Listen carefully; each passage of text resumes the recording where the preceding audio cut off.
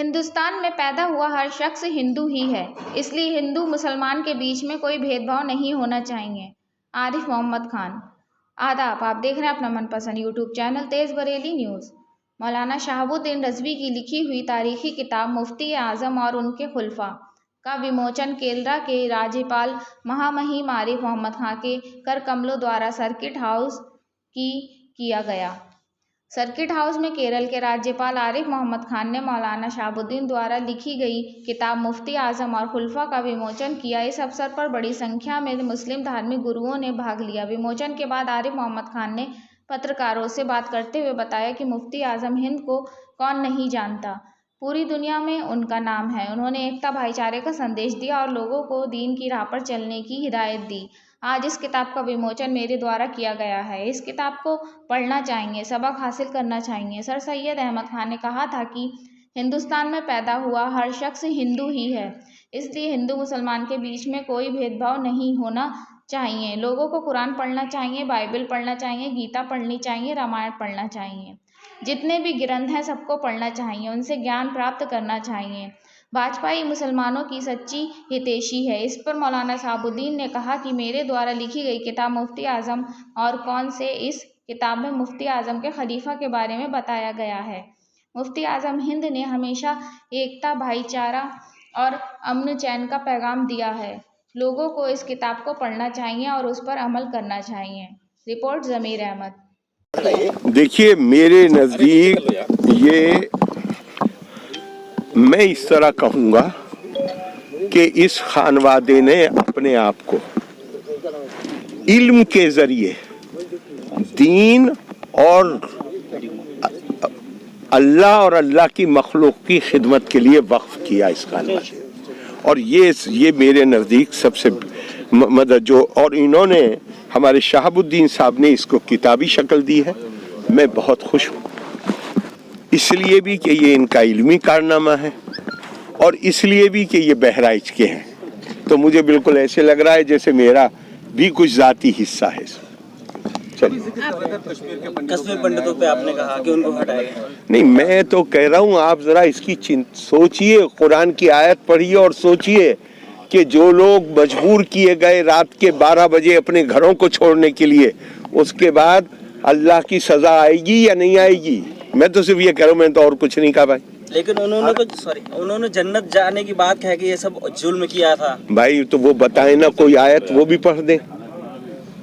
मैं तो आयत पढ़ रहा हूँ ना, वो अपने दिमाग से बता रहे हैं, मैं अपने दिमाग से नहीं बता रहा। सर, इस किताब को लेकर जनता में क्या संदेश है आपका? जी, इस किताब को लेके आवाम के अब ये पढ़ेंगे लोग, अच्छा पढ़ना चाहिए लोगों को। और मैं कह रहा हूँ कि इन किताबों को पढ़ें।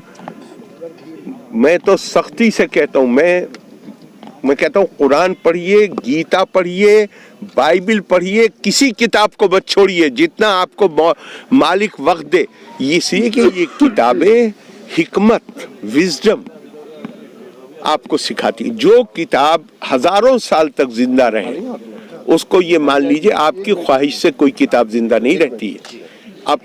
अपनी जो उसकी यूटिलिटी है, जो उससे जो फायदा उठाते हैं। अगर आप कहें तो मैं मतलब पूछिएगा शहाबुद्दीन साहब से, मुझे हो रही है देर, लेकिन मैं प्रेडिक्शन दिया जाता है लगातार, कुरान को कोई जला रहा है, कुछ कर रहा है, इस क्या वजूहात हैं जो सोसाइटी में इस तरह की चीजें हो रही हैं? सवाल पूछिए आप इनको।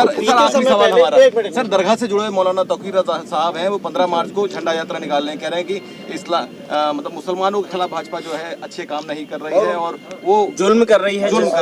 हाँ, मैं मानता हूँ कि आप तो मीडिया वाले हैं और आपकी समझदारी औरों से बढ़ी हुई होती है। मेरे ख्याल से मैं बोल चुका उस बारे। सर, थोड़ा सा नहीं, मैं बोल चुका। अगर आप उसको नहीं पिकअप कर रहे तो और बोलने से फायदा नहीं है। सर, सवाल मेरा बीते समय पहले मातम का तर्जुमा किया है और दारुल उलूम देवबंद नदवतुल उलमा आप भेज चुके हैं। आप बरेली में हैं, क्या मरकजी दारुल इफ्ता जो है यहाँ उस पर बात करें? सब सारे विकीपीडिया नहीं, सारे पीडिया में मौजूद है, बमे ब्रिटेनिका के। अब वो सब जगह मौजूद है। मैंने तो पूछा, मुझे ये बताइए इसमें किस चीज़ पे एतराज़ है। मैंने ये नहीं कहा ये वंदे मातरम का तर्जुमा, मैंने कहा ये किसी का गीत है वो बता दी, वो कैसे उनको काबिल एतराज़ नहीं, खत्म हो गया। सर अब उसको काय को जो चीज़ है उन्होंने खुद ही मान ली काबिल एतराज़ नहीं है, उस पर क्यों दोबारा कंट्रोवर्सी पैदा कर? कुछ ऐसा कहा नहीं गया है कभी। नहीं छोड़िए, जब जनरली मान लिया गया तो छोड़िए अब उसको। उत्तर प्रदेश में जैसे प्रयागराज में डबल मर्डर हुआ, उनके आरोपियों के घर पे बुलडोजर चल रहा है। ये काम एडमिनिस्ट्रेशन के कामों पे बोलना मेरे लिए उचित। पाकिस्तानी हो रहा है, भारत में पहली बार हमें मेजबानी दी जा रही है G20 के लिए एज ए गवर्नर, आप क्या कहेंगे? प्राउड? मैं जाहिर है हमारे लिए आया था कि भारत में रहने वाले सभी लोग हिंदू हैं, तो क्या आप भी हिंदू राष्ट्र बनने की बात कर रहे हैं? मैंने जो कहा वो ये कहा था कि सर सैयद ने आर्या समाज की मीटिंग में ये शिकायत करी, जब उनको रिसेप्शन दिया गया उन्होंने कहा मैं हिंदू को मजहबी लफ्ज नहीं मानता हूँ, मैं मानता हूँ हिंदुस्तान में पैदा होने वाला, हिंदुस्तान में रहने वाला, हिंदुस्तान की ज़मीन का अनाज खाने वाला, हिंदुस्तान का पानी पीने वाला हर किसी को यह हक है कि वो हिंदू कह सके अपने आप को। मैंने सर सैयद को कोट किया। चलिए, आला हज़रत इमाम महमूद रज़ा फ़ाज़िल बरेलवी के साहबजादे हुज़ूर मुफ्ती आज़म हिंद रहमतुल्लाहि तआला अलैह के खुलफा और तलामज़ा के हालात पर यह किताब लिखी है। दरअसल ये एक तरीके से सूफिया का तस्करा है, और सूफिया का तस्करा पे पूरी दुनिया में जहाँ जहाँ भी मुफ्ती आज़म के खुलफा हैं उन लोगों ने काम किया है, उनकी खिदमात को सराहा है, उसको हमने मुरतब किया है। इसका नाम है मुफ्ती आज़म है उनके खुलफा, और इसका रस्म इजरा केरला के गवर्नर जनाब इज़्ज़त माब आरिफ मोहम्मद खान साहब के हाथों से हो रहा है। तो ये कोशिश ये है कि अभी ये उर्दू ज़ुबान में है और दूसरी ज़ुबानों में भी ये किताब छप करके आए, ताकि पूरी दुनिया के लोगों के लिए सबक आमोज हो, लोग पढ़ें और अपनी नई ज़िंदगी को संवारें। क्योंकि अगर सूफिया की ज़िंदगी को संभालेंगे तो फिर उसी हिसाब से अपनी ज़िंदगी भी संवरेगी, नई नस्ल की तरबियत होगी। तो ये मेरी कोशिश है, अल्लाह ताला हमारी कोशिश को कामयाबी अता फरमाए। अभी फ़िलहाल उर्दू में है, कोशिश ये है कि उर्दू, हिंदी और अंग्रेज़ी ज़ुबानों में भी इसका तर्जमा हो। क्या संदेश है? ये कोशिश कर रहे हैं कि नई नस्ल को ये सबक दें कि सूफिया की तर्ज ज़िंदगी को अपनाइए। यही तर्ज ज़िंदगी जो है वो अपनी ज़िंदगी को मजबूत करेगी, देश को मजबूत करेगी, नई नस्ल को मजबूत करेगी। किसके द्वारा लिखी गई? ये किताब मैंने लिखी है।